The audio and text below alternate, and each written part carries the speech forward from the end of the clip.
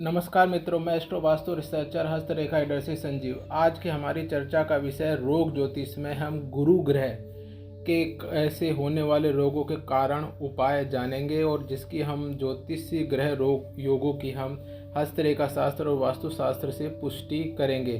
पहले हम यह तय कर लें कि वास्तव गुरु ग्रह रोग देने में सक्षम है।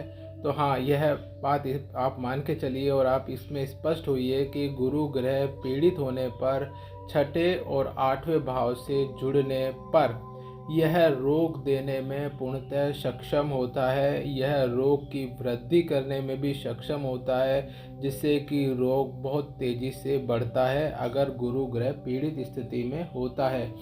शुभ ग्रह समूह में गुरु ग्रह शुभस्थ स्थिति में होने पर उत्तम जीवन जातक को देता है, जिससे कि वह जीवन यापन करता है। काल पुरुष की कुंडली में धनु व मीन राशि, जिसमें से धनु मूल त्रिकोण राशि, कर्क राशि में उच्च का तथा मकर राशि में नीच के गुरु अपनी स्थिति को दर्शाते हैं। यह लेते हैं कि गुरु ग्रह रोग देने की स्थिति में कब होंगे। गुरु ग्रह जब छठे भाव से दृष्टि, युति या नक्षत्रीय संबंध स्थापित करेंगे तथा इन ग्रहों की दशा अंतरदशा में जातक को बृहस्पति से जुड़े रोग होने की संभावना होगी। इसी के साथ यदि अष्टम भाव से दृष्टि, युति या नक्षत्रीय संबंध हो तो इन ग्रहों की दशा अंतरदशा में जातक को मृत्युदायक रोग घेर लेता है।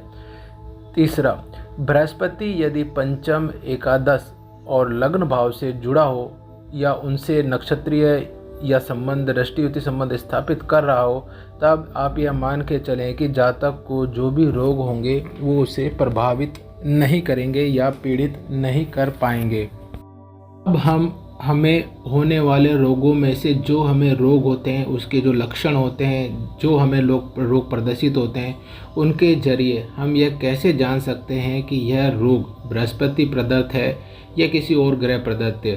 रोग ज्योतिष में जो कारक बृहस्पति ग्रह के द्वारा प्रदर्शित होते हैं, जो यह दर्शाते हैं कि यह बीमारी बृहस्पति के द्वारा दी जा रही है, तो उसकी अब हम सामान्य चर्चा कर लेते हैं। सामान्य जो इसके कारक होते हैं उसमें लीवर, उदर, कमर, पीठ, चर्बी, नितंब, और उसका जो व्यापक बड़े रूप से जो कारक होता है वह चर्बी होता है।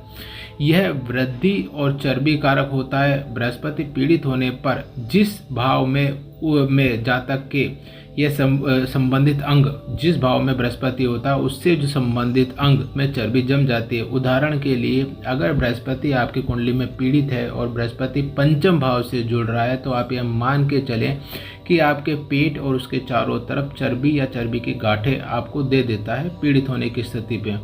बृहस्पति ग्रह पीड़ित होने पर जो रोग और बीमारी के रूप में जातक को देता है, उसे हम अब समझ लेते हैं। पहला, बृहस्पति ग्रह लीवर का कारक होता है और बृहस्पति लीवर पर अधिकार रखता है क्योंकि यह जीवन दाता होता है और शरीर में जीवन दाता लीवर ही होता है, क्योंकि यह रक्त को शुद्ध करता है और भोजन को पाचन के लिए रस स्वीकृत करता है। यदि यह पीड़ित स्थिति में होता है तो जातक को लीवर से जुड़ी हुई बीमारियां, जिसमें पीलिया, रक्त दोष, हेपेटाइटिस, यकृत रोग या आलस्य रोग भी होता है। दूसरा, बृहस्पति वृद्धि कारक ग्रह माना जाता है।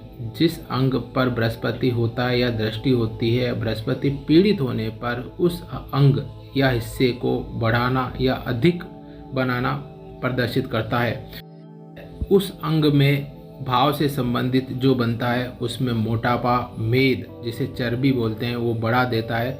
यह जातक में बड़े फोड़े का कारण भी बनता है। यह मस्से, गांठें, रसोली, तिल्ली बढ़ना, नितंब, पीठ, कमर से जुड़ी समस्या या उन पर चर्बी या वृद्धि को दर्शाता है। यह बृहस्पति अगर छठे भाव से अष्टम भाव से जुड़ता है तो कहीं न कहीं कैंसर को भी बढ़ाने का कारक बन जाता है। तीसरा, यह बृहस्पति ऊंचाई का भी कारक होता है, अतः जातक को ऊंचाई से गिरने से डर लगता है या ऊंचाई से गिरने से उसको चोट लगती है या उससे संबंधित उसको परेशानी का सामना करना पड़ता है। बृहस्पति इसके साथ ही देव स्थान से पीड़ा, बैंक या कर्ज देने वाले संस्थानों से पीड़ा या गुरु अर्थात आपका जो गुरु होता है उससे पीड़ा को भी दर्शाता है।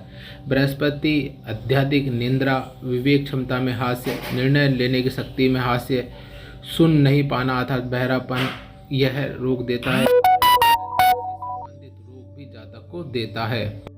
बृहस्पति की राशियां अगर छठे भाव से जुड़ती हैं तो भी रोग प्रदकता हो जाती हैं। जैसे धनु राशि जो छठे भाव से जुड़ने पर यकृत रोग, ऋतु रोग, कुला, जांग से अस्थि से जुड़े हुए रोग, पक्षपात, साइटिका, और अगर मीन राशि अगर जुड़ती है तो ग्रंथि रोग, गठिया, रक्त विकार, नींद या गोखरू से संबंधित जो रोग होते हैं वह देती है। यहाँ स्पष्ट हो चुका है कि बृहस्पति पीड़ित होने पर वृद्धि कारक के रूप में रोग देता है, जिसमें वह उस रोग को वृद्धि कर देता है, जिसकी पुष्टि अब हम हस्तरेखा से करते हैं। हस्तरेखा में बृहस्पति क्षेत्र, जो बृहस्पति के अंगुली के नीचे का क्षेत्र होता है, जो आपको सामने प्रदर्शित चित्र में दर्शित हो रहा है, अगर वह उत्तम स्थिति पर होता है तो पर्याप्त जगह लिए होता है तो ये मान के चलिए नकारात्मक चिन्ह लिए नहीं होता है तो जातक का स्वास्थ्य उत्तम रहता है। यदि बृहस्पति पर नकारात्मक चिन्ह हो, जैसा कि आपको चित्र में प्रदर्शित हो रहा है, दबा हुआ हो, जिसकी पुष्टि चंद्र पर्वत व बुध रेखा क्षेत्र पर नकारात्मक चिन्हों के माध्यम से हो, तो जातक को बृहस्पति रोग देने में सक्षम होता है। बृहस्पति ग्रह से जुड़े हुए रोगों के और उसके कारण की पुष्टि हमने ज्योतिष शास्त्र और हस्तरेखा से करी। अब इसको हम वास्तुशास्त्र से भी स्पष्ट कर दें।